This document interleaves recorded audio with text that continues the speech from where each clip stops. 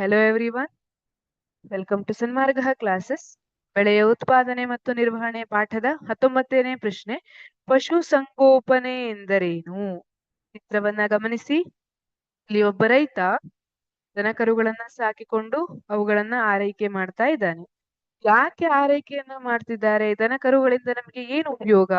ನಿಮಗ್ ಗೊತ್ತು, ದನಗಳು ನಮಗೆ, ಆಕಳುಗಳು ನಮಗೆ ಹಾಲನ್ನ ಕೊಡ್ತವೆ ಅಲ್ವಾ? ಹಾಲಿನಿಂದ ನಾವು ಮಜ್ಜಿಗೆ, ಮೊಸರು, ಬೆಣ್ಣೆ ಇವೆಲ್ಲ ಉತ್ಪನ್ನಗಳನ್ನ ಪಡಿಬಹುದು.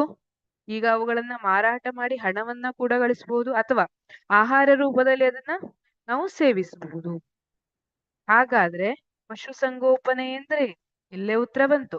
ಪ್ರಾಣಿಗಳಿಂದ ಆದಾಯ ಮತ್ತು ಆಹಾರವನ್ನು ಪಡೆಯಲು ಅವುಗಳನ್ನು ಸಾಕುವುದು ಹಾಗೂ ಆರೈಕೆ ಮಾಡುವುದನ್ನು ಪಶುಸಂಗೋಪನೆ ಎನ್ನುವರು. ಪ್ರಾಣಿಗಳಿಂದ ಆದಾಯ, ಹೇಳಿದ್ನಲ್ಲ, ಆಕಳನ್ನ ಸಾಕಿದ್ರೆ ಅದರಿಂದ ಹಾಲು ಬರ್ತದೆ, ಹಾಲನ್ನ ಮಾರಾಟ ಮಾಡಿ ಹಣವನ್ನ ಪಡಿಬಹುದು, ಅಥವಾ ತುಪ್ಪ, ಬೆಣ್ಣೆ, ಮೊಸರು ಇದು ಯಾವುದನ್ನಾದ್ರೂ ಮಾರಾಟ ಮಾಡಿ ಆದಾಯವನ್ನ ಪಡಿಬಹುದು, ಅಥವಾ ಆಹಾರವನ್ನು, ಹಾಲನ್ನು ನಾವು ಸೇವಿಸ್ತೀವಿ, ತುಪ್ಪ, ಮಜ್ಜಿಗೆ, ಮೊಸರು ಎಲ್ಲವನ್ನ ನಾವು ಸೇರಿಸ್ತೀವಿ. ಆಹಾರಕ್ಕೋಸ್ಕರ ನಾವು ಅವುಗಳನ್ನ ಸಾಕಿ ಹಾಗೂ ಆರೈಕೆ ಮಾಡಬಹುದು. ಇದನ್ನ ಪಶು ಸಂಗೋಪನೆ ಅಂತ ಕರಿತೀವಿ.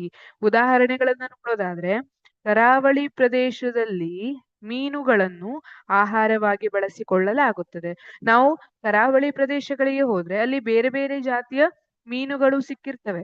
ಅದನ್ನ ಅವರು ಆಹಾರಕ್ಕಾಗಿ ಕೂಡ ಬಳಸಿಕೊಳ್ಳುತ್ತಾರೆ, ಆದಾಯಕ್ಕಾಗಿ ಕೂಡ ಬಳಸಿಕೊಳ್ಳುತ್ತಾರೆ. ಮೀನನ್ನ ಮಾರಾಟ ಮಾಡೋದನ್ನ ನೀವು ನೋಡಿರ್ಬಹುದು ಅಲ್ವಾ? ಅದೇ ತರ ಹಸುಗಳನ್ನು ಹಾಲಿಗಾಗಿ ಸಾಕುವುದು ಇತ್ಯಾದಿ. ನೀವು ಇದೆಲ್ಲ ಏನು ಬರೆಯೋದು ಬೇಡ, ಪ್ರಶ್ನೆಯನ್ನ ಕೇಳಿದ್ರೆ ಅಷ್ಟೇ ಬರೆದ್ರೆ ಸಾಕು. ಪಶು ಸಂಗೋಪನೆ ಎಂದರೇನು ಅಂದ್ರೆ ಪ್ರಾಣಿಗಳಿಂದ ಆದಾಯ ಮತ್ತು ಆಹಾರವನ್ನು ಪಡೆಯಲು ಅವುಗಳನ್ನು ಸಾಕುವುದು ಹಾಗೂ ಆರೈಕೆ ಮಾಡುವುದನ್ನು ಪಶು ಸಂಗೋಪನೆ ಎನ್ನುವರು. ಇಲ್ಲಿವರೆಗೆ ಉತ್ತರವನ್ನ ಬರೆದ್ರೆ ಸಾಕಾಗಿರುತ್ತೆ.